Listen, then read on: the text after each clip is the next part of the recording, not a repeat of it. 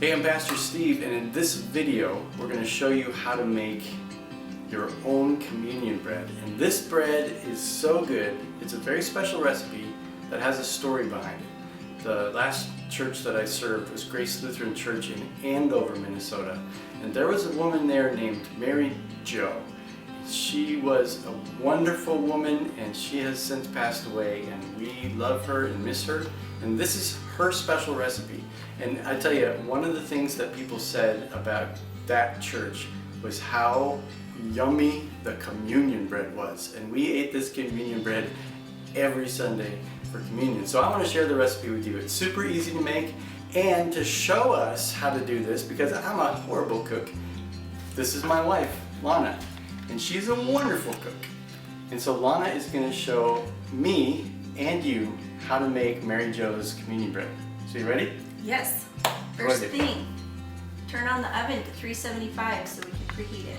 I hit bake and I go to 75. 375. You want to preheat the oven. I already have 3 3/4 cups of whole wheat flour in here. And then there's 1.5 cups of regular flour that need to go in. They're already measured out.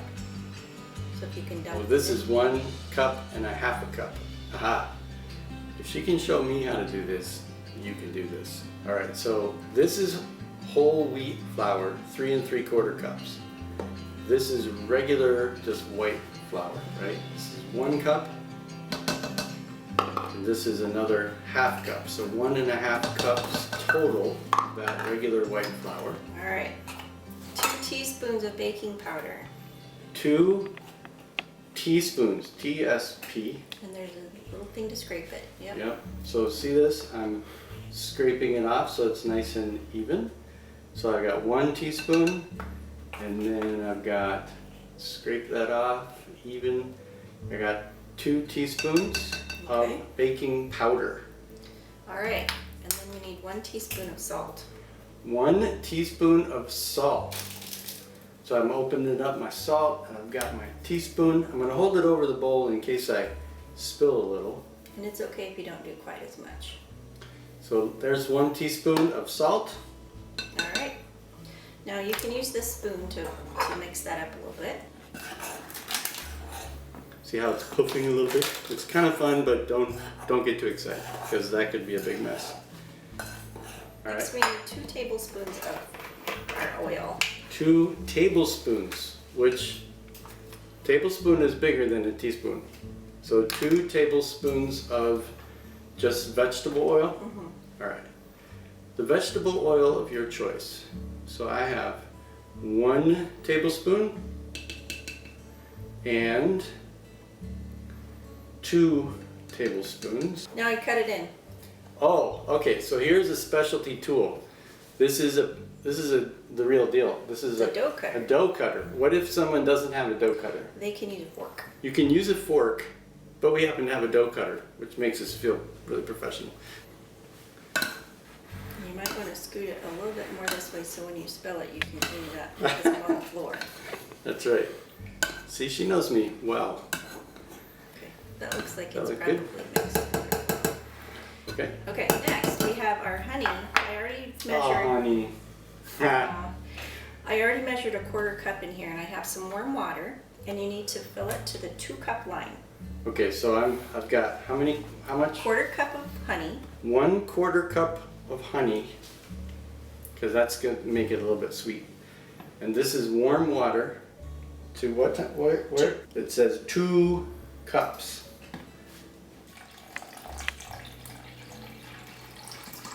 It's very exciting.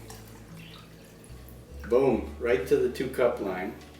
Do I need to stir this up? With your Take my spoon and I want to stir, so I'm making a sweet water honey solution, and the warm water helps dissolve the honey, right?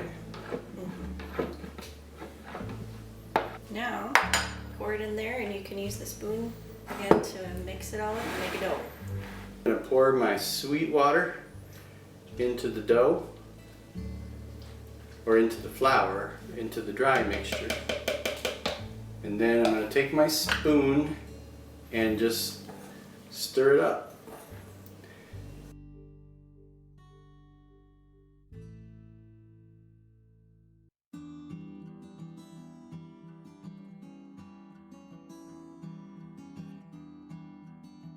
We're gonna get a bigger spoon. That's a real spoon. Now we're talking. Gets harder as you go. I gotta stand up and get a little elbow grease into it. How am I doing? Is it looking dough-like? It's looking kind of dry. It's looking kind of dry.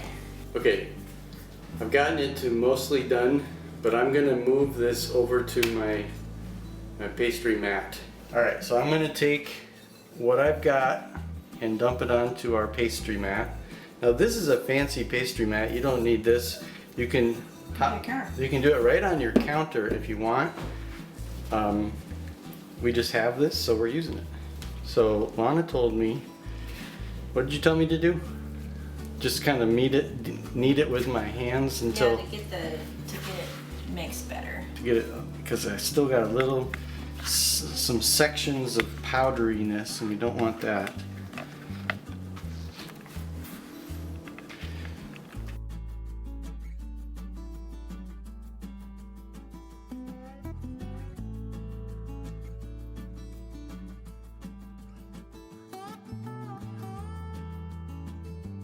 All right, so we're gonna add a little bit more water. This is real time, so if you get it a little too dry, you can just drizzle a little bit of water on it, and then we're gonna try to mix that into the dough.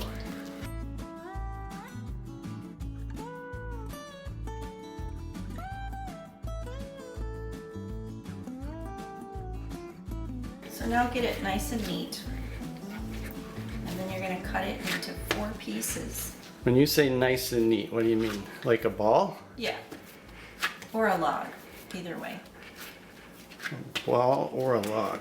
I'm gonna make kind of a... Make it so you can cut it evenly into 4 pieces.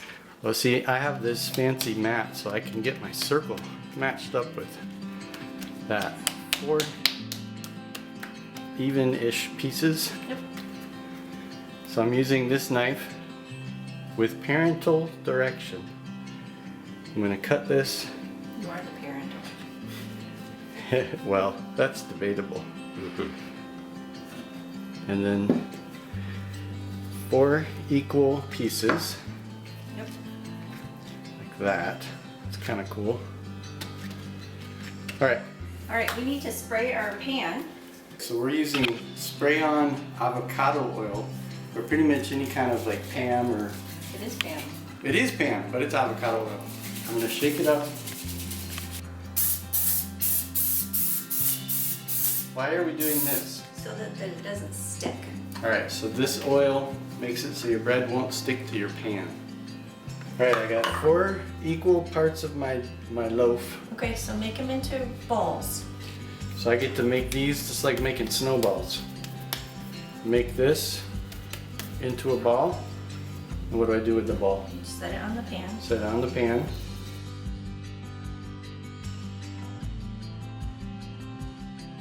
We realized that I was actually supposed to do this, flatten them here before I put them in the pan. Okay, so it says flatten each of the 4 balls with a rolling pin, not too thin, into rounds about 10 to 12 inches in diameter.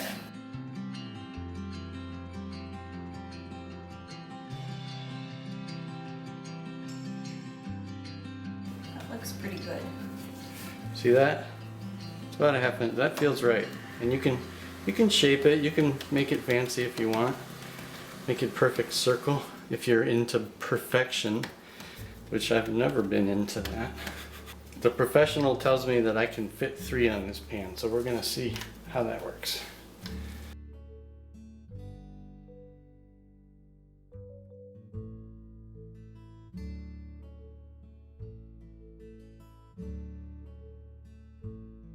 Score it with a cross.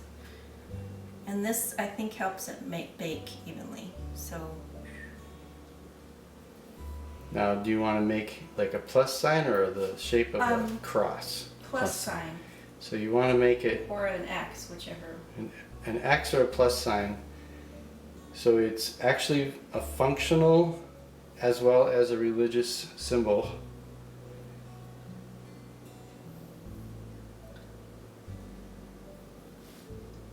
There we go. All right, now we put it in the oven. All right, look at that. We're gonna put it in the oven. Here we go. Because my oven has been preheated. Which rack? Top or middle? Top. Top rack. Well, that's because my oven burns things on if it's lower, so ovens may vary. All right, so we're gonna set our timer. Now we wait.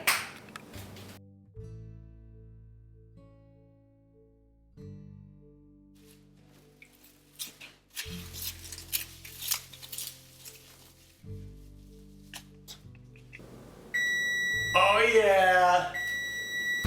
The bread's ready. Actually, we don't know if it's ready, right? What do I need to do? You need to check to make it, it needs to be firm to the touch. Okay, be very careful. You might want your parents to do this. Pull it out. Okay. I'm gonna pull the rack out just a little bit. See, this is why I need a professional guiding me. I may have burned myself right there. Firm to the touch. Feels pretty firm to me. Okay, then it's done. Okay, I got my oven mitts on. I'm gonna grab this and I can just push that back in. Close this. Oh, that was loud. Alright, so I'm gonna set it on this cooling rack because I don't want the hot pan to damage the counter. Alright, what do I do now? Cool. We let it cool down. Oh, it feels so warm and it smells so good. Alright, so the next thing we're going to do is just take it off of the pan and put it on a cooling rack. Gives a little space for the air to flow underneath the bread. And that'll help it cool off a little faster. Alright, cool off bread.